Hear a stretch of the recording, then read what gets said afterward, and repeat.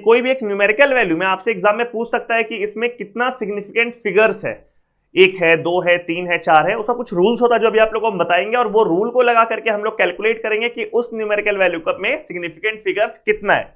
ऐसे अगर हम लोग बात करें कि इसका प्रैक्टिकल एप्लीकेशन क्या है, तो जब भी आप लैब में कोई एक्सपेरिमेंट कर रहे होते हैं तो वहां से जो रीडिंग निकल करके आता है वो थ्योरेटिकल वैल्यू से हमेशा मैच नहीं करता है, उससे एक डिफरेंस आता है, एरर आता है, अनसर्टेनिटी आता है, क्योंकि आप थ्योरेटिकली जब कैलकुलेट करते हैं कोई भी चीज को इक्वेशन लगाकर तो आइडियल कंडीशन मान के करते हैं, बट एक्सपेरिमेंटली एरर होने का बहुत सारा रीजन हो सकता है जो कि हर एक्सपेरिमेंट पर डिपेंड करता है। तो वो जो एरर है, वो जो अनसर्टेनिटी है, उसको सही तरीके से स्टडी करने के लिए सिग्निफिकेंट फिगर्स को यूज किया जाता है लैब्स में। But otherwise examination point of view से आपको बोल सकता है कि इस क्वेश्चन का जो भी आंसर आएगा उसका बताइए सिग्निफिकेंट फिगर्स उसमें कितना होगा, तो आपको रूल्स पता होगा तो आप कैलकुलेट करके बता दोगे, या फिर आपको बोलेगा कि जो भी आंसर आएगा उसको 3 सिग्निफिकेंट फिगर्स के फॉर्म में आप लिख दो आंसर को, तो वो भी एक तरह का सवाल बनता है। बट सब कुछ पढ़ने के पहले, उसको एक्सप्रेस करने के पहले हम लोग को ये देखना है कि सिग्निफिकेंट फिगर्स को काउंट करने का क्या क्या रूल्स है।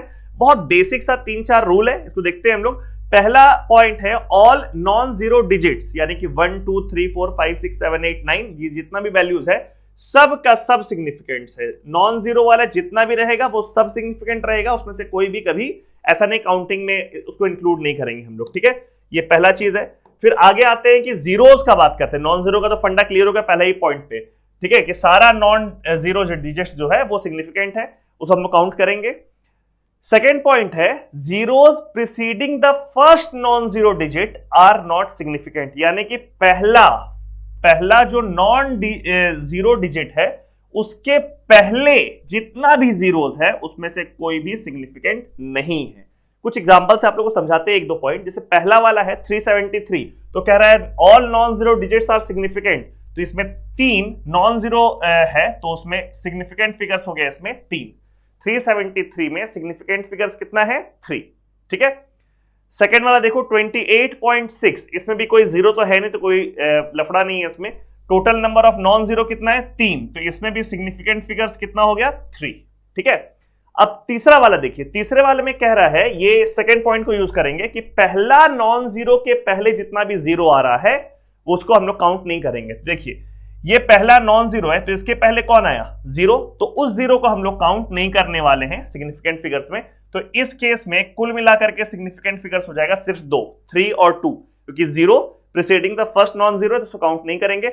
सेम गोज विथ डी में भी पहला नॉन जीरो 2 है, तो 2 के पहले जितना भी जीरो रहेगा उसको हम लोग काउंट नहीं करेंगे, तो इस जीरो को काउंट नहीं करेंगे, तो इस केस में आंसर हो गया 3, ठीक है, क्लियर है। अब ये ई वाले को देखो, ई वाले में भी आपको सेम फंडा दिखाई देगा कि पहला नॉन जीरो कौन है, पहला नॉन जीरो है 4, तो 4 के पहले जितना भी जीरो, चाहे वो डिसिमल के पहले हो चाहे डिसिमल के बाद, उसको हम लोग काउंट नहीं करेंगे, तो इस केस में भी सिग्निफिकेंट फिगर्स हो गया कितना 2, ठीक है। ये हम लोग 2 पॉइंट्स है, इतना क्वेश्चन को देख लिए। उसके बाद अगला तीसरा देखते हैं, zeros between 2 non zero digits, यानी कि 2 नॉन जीरो डिजिट के बीच में जितना भी जीरो आ रहा है वो सब का सब सिग्निफिकेंट है, होना भी चाहिए, है ना। न्यूमेरिकल वैल्यू में उसका डोमिनेंस भी है या उसका इंपॉर्टेंस भी है। तो जैसे इस केस में देखो, यहां 4 और 5 ये दोनों नॉन जीरो के बीच में जितना भी जीरो आ रहा है उसको हम लोग काउंट करेंगे, तो इसमें सिग्निफिकेंट फिगर्स कितना हो जाएगा, इसमें हो जाएगा 4, इसमें हो जाएगा 4, है ना। 4 0 0 5 सबको हम लोग काउंट करेंगे। अच्छा, अगर मान लीजिए यही नंबर को, या थोड़ा डिफर भी कर देते हैं नंबर को, हम यहां पर एक दूसरा एग्जांपल से आप लोगों को समझाते हैं। मान लीजिए ऐसा होता वैल्यू, ध्यान देना 0.405, अगर ये वाला वैल्यू होता, इसमें सिग्निफिकेंट फिगर्स देखने का बात होता, तो यहां देखो दोनों वैरायटी का जीरो है। एक ये वाला जीरो है जो कि नॉन जीरो, पहला नॉन जीरो के पहले आ रहा था, इसको हम लोग जीरो को काउंट नहीं करेंगे, लेकिन ये जो बीच वाला जीरो है इसको हम लोग काउंट करेंगे। तो इस केस में सिग्निफिकेंट फिगर्स कितना हो गया 3, इसमें सिग्निफिकेंट फिगर्स हो गया 3। ये लेफ्ट वाले जीरो को काउंट नहीं करेंगे और ये बीच वाले जीरो को लेकिन हम लोग काउंट करेंगे, ठीक है। फिर आते हैं इस जी एग्जांपल में 2.09, फिर से दोनों नॉन जीरो के बीच में आ रहा है, डेसिमल का कोई लोड नहीं है ना, 2 नॉन जीरो के बीच में आ रहा है, तो इसको हम लोग काउंट करेंगे and the value will be 3 over here, 209 तीनों है। अब ये चौथा वाला पॉइंट देखिए, टर्मिनल जीरोस का बात हो रहा है, यानी कि अब preceding the first non zero digit हो चुका, दो नॉन जीरो के बीच वाला हो चुका। अब बोल रहे हैं लास्ट जो नॉन जीरो डिजिट है उसके बाद जो जीरो है उसी को बोलेंगे terminal zero. Last non zero के बाद वाला जीरो, इसके बारे में बात किया जा रहा है कि वो सिग्निफिकेंट सिर्फ तब है जब उस पूरे एक्सप्रेशन में, उस पूरे वैल्यू में कहीं भी ये डेसिमल पॉइंट आ जाए। ध्यान रखना, ये वाला पॉइंट बड़ा इंपॉर्टेंट है कि अगर डेसिमल आ गया कहीं भी डेसिमल आ गया तो जो टर्मिनल जीरोज है उसको हम लोग मानेंगे सिग्निफिकेंट। जैसे इसको देखो 3500, ये दोनों टर्मिनल जीरोज है, लेकिन इस पूरे वैल्यू में कहीं भी डेसिमल नहीं है, तो इन दोनों को हम लोग काउंट नहीं करेंगे। ठीक है, तो इसमें वैल्यू आ गया 2, सिर्फ 3 और 5। लेकिन ये जो आई क्वेश्चन है उसमें आप देखो 35.00 है।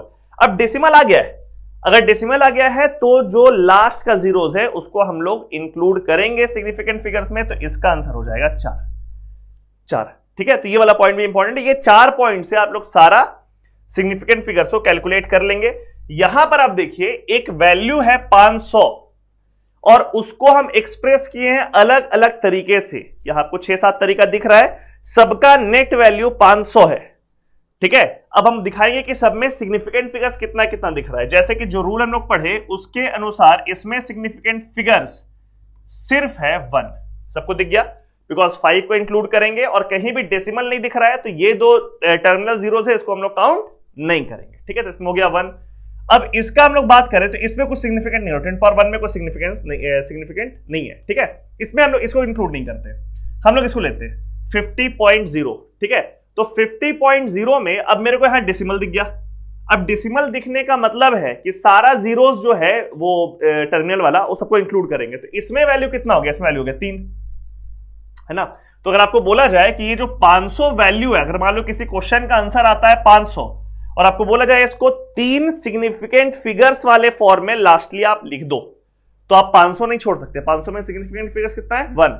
उसको आपको इस फॉर्म में लिखना पड़ेगा 50.0 इंटू 10⁻1, तो यहां पे हो गया सिग्निफिकेंट फिगर्स 3। ठीक है, अब ये वाले को देखो, ये वाले में फिर से इसको हम लोगों को नहीं देखना है, सिर्फ ये वैल्यू को देखना है। 5.0 फिर से डेसिमल आ गया और डेसिमल आने की वजह से इसको इस जीरो को हम लोग काउंट करेंगे। ठीक है, और इसीलिए इसमें सिग्निफिकेंट फिगर्स कितना हो गया, 2। वही मान लीजिए कि इसको हम लोग ऐसे लिख दिए होते, इसी टर्म को इसको हम लोग ऐसे लिखे होते 5 इंटू 10⁻2। देखो ये भी 500 ही है, 5 इंटू 10⁻2 ये भी 500 है, लेकिन इस केस में सिर्फ 5 आ रहा है ना, 0.0 नहीं है, तो इसमें सिग्निफिकेंट फिगर्स कितना हो गया, 1। 5 इंटू 10⁻2 में 1, लेकिन 5.0 इंटू 10⁻2 में 2। अच्छा देखो, इसी में थोड़ा और चेंज किए, यानी कि डॉट के बाद यानी डेसिमल के पास तो आप कितना भी जीरो लगा सकते हो, तो यहां पे ना हम एक जीरो लगाने के बजाय 3 जीरो लगा दिए, इसमें सिग्निफिकेंट फिगर्स हो गया 4। आप समझ रहे किस तरह का सवाल एग्जाम में बोल सकता है। आपको अगर बोले कि भाई 500 को आप 4 सिग्निफिकेंट फिगर्स में वाले फॉर्म में लिखो, तो आप लिख सकते हैं ऐसे वाले फॉर्म में, ऐसे वाले फॉर्म लिखो 2 आएगा, ऐसे वाले फॉर्म में 5 आएगा। अब इस फॉर्म में अगर आप लिख रहे हैं तो ध्यान दो, इसमें सिग्निफिकेंट फिगर सिर्फ 1 है, सबको दिख रहा होगा, इसमें सिग्निफिकेंट फिगर सिर्फ 1 है। क्यों? क्योंकि ये 5 के प्रीसीडिंग जो जीरो है, प्रीसीडिंग वाले को थोड़ी काउंट करते हैं हम लोग, तो पॉइंट में लिखा हुआ ही आप लोग नोट डाउन कर लिए होंगे, इसको नहीं काउंट करेंगे, बाद वाले को काउंट करते, तो यहां बाद में तो कुछ है नहीं, 0.5, तो वैल्यू कितना है, 1। वही इसको एक्सप्रेस किए 0.50, है ना। तो अब ध्यान देना, ये वाला जीरो को नहीं इंक्लूड करना है बिकॉज वो प्रीसीडिंग वाला है, लेकिन ये वाले जीरो को इंक्लूड करना है। क्यों? टर्मिनल वाला को इंक्लूड कर सकते हैं अगर डेसिमल आ रहा है तो इस केस में सिग्निफिकेंट फिगर्स कितना हो गया, 2 हो गया। ठीक है, आखिरी वाले केस में देखो 0.05। अब ध्यान देना, इस जीरो को भी नहीं करेंगे, इस जीरो को भी नहीं करेंगे, बिकॉज प्रीसीडिंग वाला जितना भी होता है उसमें तो डेसिमल से मतलब ही नहीं, उसमें कभी नहीं इंक्लूड करते हैं हम लोग, तो इस केस में इसको भी नहीं करेंगे, इसको भी नहीं करेंगे, तो इसमें वैल्यू हो जाएगा 1। ठीक है, तो ये सब बेसिकली एप्लीकेशन है, लेकिन आपको ध्यान ये रखना है कि ये सारा पॉइंट्स, जो ये 4 पॉइंट है, ये आप लोगों को कितना क्लियर है। ठीक है, कि नॉन जीरो वाला तो सारा सिग्निफिकेंट है, जीरोस में क्या क्या लोचा है कि पहला नॉन डिजिट के पहले वाला सारा सिग्निफिकेंट नहीं है, 2 के बीच वाला सारा सिग्निफिकेंट है, और टर्मिनल वाला में थोड़ा ध्यान देना है कि डेसिमल अगर नहीं है तो फिर टर्मिनल वाले को नहीं काउंट करेंगे, अगर डेसिमल है तो फिर काउंट करेंगे।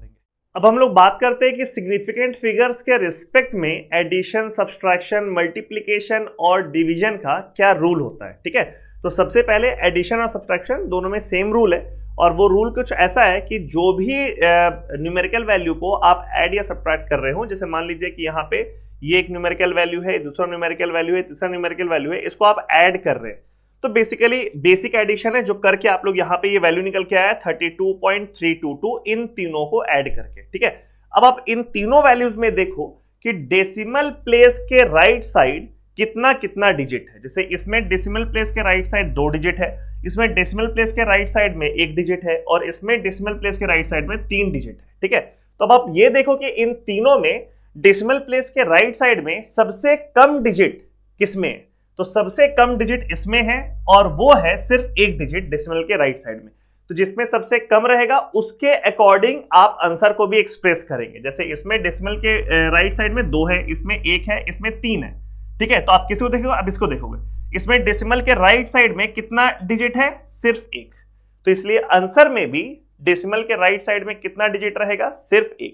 जैसे 32.322 है तो इसको हम लोग एक्सप्रेस करेंगे एज 32.3 और ये करेक्ट आंसर रहेगा according to the rules of significant figures. ठीक है, अब यहां पे मान लीजिए 32.3 के एक ही डेसिमल प्लेस में रखना है, वहां पे हम 3 इसलिए लिखे बिकॉज इस जगह पे 2 था जो कि 5 से छोटा था। अगर मान लीजिए यहीं पर वैल्यू आया होता 32.382 तो इसको हम लोग एक्सप्रेस करते एज 32.4।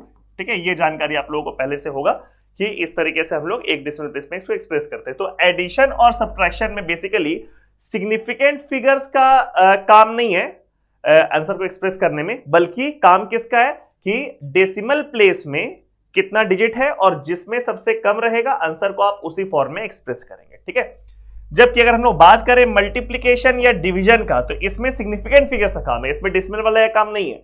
मल्टीप्लिकेशन या डिवीजन में कहते हैं कि आप जो भी दो नंबर को मल्टीप्लाई या डिवाइड कर रहे हैं, जैसे इस केस को देखो 2.5 मल्टीप्लाइड बाय 1.25 तो मल्टीप्लिकेशन इजी, आप मल्टीप्लाई करके वैल्यू निकालिए 3.125। अब इसमें सिग्निफिकेंट फिगर्स कितना है तो 2 है, इसमें सिग्निफिकेंट फिगर्स कितना है तो 3 है। तो सिग्निफिकेंट फिगर सबका निकाल लो और जो कम सिग्निफिकेंट फिगर दिखे सबसे कम उतने ही सिग्निफिकेंट फिगर्स में आपको आंसर को एक्सप्रेस करना है। यानी कि इसमें अभी तो सिग्निफिकेंट फिगर्स 4 दिख रहा है तो वो सही तरीके से एक्सप्रेस नहीं हुआ है ना, आपको 2 सिग्निफिकेंट फिगर्स में इसको एक्सप्रेस करना है। तो हम इसका आंसर लिख देंगे कितना 3.1 स्ट्रेट अवे, है ना। ये दोनों को हटा देंगे, 3.1 में कितना सिग्निफिकेंट फिगर्स है 2, तो ये अब सही रिप्रेजेंटेशन है आंसर का अकॉर्डिंग टू सिग्निफिकेंट फिगर्स। तो एडिशन और सब्ट्रैक्शन में हम लोग क्या देखते हैं, हम लोग देखते हैं number of decimal places, number of decimal places देखते हैं, जिसमें सबसे कम डेसिमल प्लेस रहता है उसी के अकॉर्डिंग आंसर को हम लोग एक्सप्रेस करते हैं। जबकि मल्टीप्लिकेशन डिवीजन में हम लोग देखते हैं number of significant figures, number of significant figures, सारे टर्म का अलग अलग देखेंगे और जिसमें सबसे कम रहेगा उसी में हम लोग अपने आंसर को एक्सप्रेस करेंगे।